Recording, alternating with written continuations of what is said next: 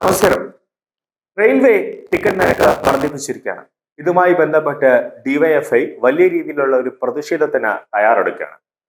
റെയിൽവേയുടെ നിരക്ക് വർധനവ് അത്ര വലിയൊരു നിരക്ക് വർധനവായിട്ട് യാത്രക്കാർക്കോ അല്ലെങ്കിൽ മറ്റ് ജനങ്ങൾക്കോ തോന്നുന്നില്ല. സമൂഹ മാധ്യമങ്ങളിലെ ആളുകൾക്കും തോന്നുന്നില്ല എന്നതാണ് മറ്റൊരു പ്രധാനപ്പെട്ട കാര്യം. കാരണം കേരള സർക്കാരിനെ സംബന്ധിച്ച് നോക്കുമ്പോൾ ഇതൊരു നിസ്സാരമായ ഒരു വർധനമാണെന്നാണ് യാത്രക്കാർ തന്നെ പറയുന്നത്. തുച്ഛമായ ഒരു വർധനമാണ്. ഈ അടിക്കടി പിണറായി സർക്കാർ 2 മാസം കൂടുമ്പോൾ KECBയുടെ കറണ്ട് ചാർജ് വർദ്ധിപ്പിച്ച് ഉപഭോക്താക്കൾക്ക് വലിയ രീതിയിൽ ഒരു ഷോക്ക് ട്രീറ്റ്മെന്റ് ഒക്കെ പിണറായി സർക്കാർ നൽകുന്നുണ്ട്.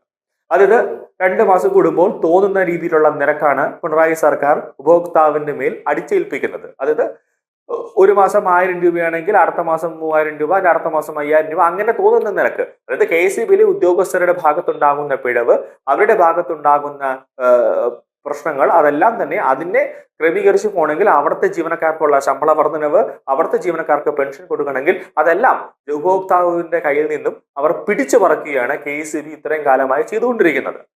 അതിനൊന്നും തന്നെ ഈ ഡിവൈഎഫ്ഐക്കാരോ SFIക്കാരോ CPMകാരോ ഒന്നും യാതൊരു പ്രതിഷേധവും നടത്തുന്നത് ഇന്നേ വരെ കണ്ടിട്ടില്ല.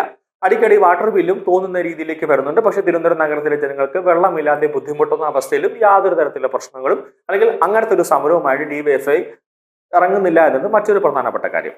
ഇപ്പോൾ റെയിൽവേ ഒരു പൈസ ടിക്കറ്റ് നിരക്ക് വർദ്ധിപ്പിച്ചതോടുകൂടി ഡിവൈഎഫ്ഐ സമരവുമായി ഇറങ്ങിയിരിക്കുകയാണ്. ഇവരിപ്പോൾ സമരം നടത്താൻ പോകുന്ന സ്ഥലം എന്ന് പറയുന്നത് പോസ്റ്റ് ഓഫീസാണ്. എന്തിനാണ് പോസ്റ്റ് ഓഫീസിൽ സമരം നടത്തുന്നതെന്ന് ആർക്കും യാതൊരു പിടിയുമില്ല. റെയിൽവേയുമായി ബന്ധപ്പെട്ട വിഷയമാണെങ്കിൽ ഏതെങ്കിലും റെയിൽവേ സ്റ്റേഷനിലോ അല്ലെങ്കിൽ റെയിൽവേയുടെ മെയിൻ ഓഫീസുകളിലോ ഒക്കെയാണ് സമരം നടത്തേണ്ടത്. അല്ലാതെ ഏതെങ്കിലുമൊക്കെ ഒരു വകുപ്പുമായി ബന്ധപ്പെട്ട പ്രശ്നം വരുമ്പോൾ ഒരു ബന്ധവുമില്ലാത്ത വകുപ്പിൽ ചെന്ന് എന്തിനാണ് സമരം നടത്തുന്നതെന്ന് സോഷ്യൽ മീഡിയ ചോദിക്കുന്നുണ്ട്. കൂടാതെ ചിന്താ ജെറോമിനും സോഷ്യൽ മീഡിയ നല്ല ഒന്നാം തരം പൊട്ട് കൊടുക്കുന്നുണ്ട്. ട്രെയിൻ ടിക്കറ്റ് നിരക്ക് ഉയർത്തിയതിന് പോസ്റ്റ് ഓഫീസ് മാർച്ച് നടത്താൻ ഒരുങ്ങുന്ന ഡിവൈഎഫ്ഐക്കെതിരെ ട്രോളുകളും വിമർശനങ്ങളുമാണ് ഇപ്പോൾ സമൂഹ മാധ്യമങ്ങളിൽ ഉയരുന്നത്. ഇക്കൂട്ടത്തിൽ ഡിവൈഎഫ്ഐ നേതാവ് ചിന്താ ജെറോമിനും ട്രോളുകൾ നല്ലപോലെ ഉയരുന്നുണ്ട്. കേരളത്തിൽ 4 വട്ടം KECB വൈദ്യുതി ചാർജ് ഉയർത്തിയപ്പോൾ ഡിവൈഎഫ്ഐ ഗോവയ്ക്ക് ടൂർ പോയിരിക്കുകയായിരുന്നോ എന്ന ചോദ്യമാണ് ഇപ്പോൾ ട്രോളുകളായും ഇപ്പോൾ സോഷ്യൽ മീഡിയയിൽ വന്നുകൊണ്ടിരിക്കുന്നത്. അതേസമയം ട്രെയിൻ ടിക്കറ്റ് നിരക്ക് എത്രയാണ് ഉയർത്തുന്നത് എന്നതിന്റെ വിശദീകരണങ്ങളും റെയിൽവേ തന്നെ നൽകുന്നുണ്ട്. 215 കിലോമീറ്റർ വരെ ദൂരത്തിന് ടിക്കറ്റ് നിരക്ക് കൂടുന്നതേ ഇല്ല എന്നതാണ് വസ്തുത. സാധാരണക്കാരായ യാത്രക്കാർ അധികവും ട്രെയിനിൽ ഹ്രസ്വദൂര യാത്ര നടത്തുന്നവരാണ്. അതിനാൽ റെയിൽവേ ടിക്കറ്റ് നിരക്ക് ഇക്കൂട്ടരെ ഒരിക്കലും ബാധിക്കുന്നതേ ഇല്ല. 215 കിലോമീറ്ററിന് മുകളിലുള്ള ഓരോ കിലോമീറ്ററിനും 1 പൈസ വെച്ചാണ് കൂടുന്നത്. അതായത് ദീർഘദൂര യാത്രക്കാരെയാണ് തുച്ഛമായ ഈ ടിക്കറ്റ് നിരക്ക് വർധനവ് ബാധിക്കുക. ഇവരിൽ അധികവും ജോലിക്കാർ ആയിരിക്കുമെന്നതിനാൽ ഈ താങ്ങാവുന്ന വർധന അവർക്ക് വലിയ ഒരു പ്രശ്നമേ ഇല്ല. ഇനി 1000 കിലോമീറ്റർ വരെ പോയാൽ കൂടുന്നത് 1000 പൈസ മാത്രം. 1000 പൈസ എന്നാൽ 10 രൂപ, അത്രേ കൂടുന്നുള്ളൂ.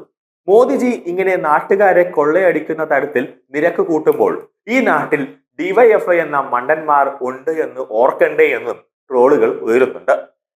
എന്തിനാണ് ഡിവൈഎഫ്ഐ റെയിൽവേ ടിക്കറ്റ് നിരക്ക് കൂട്ടുന്നതിനെതിരെ സമരം നടത്തുമ്പോൾ എല്ലാവരും ചിരിക്കുന്നത് എന്ന് ചോദിക്കുന്ന ചിന്താ ജെറോമിന്റെ ചിത്രവും ട്രോളുകളിൽ നിറയുകയാണ്. കാരണം അടിക്കടി വിഡ്ഢിത്തരങ്ങൾ മാത്രം വിളിച്ച് പറയുന്ന ചിന്താ ജെറോം എപ്പോഴും സമൂഹ മാധ്യമങ്ങളിൽ എയറിലാണ്. കാരണം നമുക്കറിയാം, പ്രബന്ധ PhD ഒക്കെ മോഷ്ടിച്ച് എഴുതി വെച്ച നേരെ ചൊവ്വ കവിത പോലും പറയാൻ അറിയാത്ത, കവിതകൾ പോലും അടിച്ചു മാറ്റുന്ന ചിന്താ ജെറോം എപ്പോഴും സോഷ്യൽ മീഡിയയിൽ ഏറിൽ നിൽക്കുന്ന ഒരു വ്യക്തിയാണ്.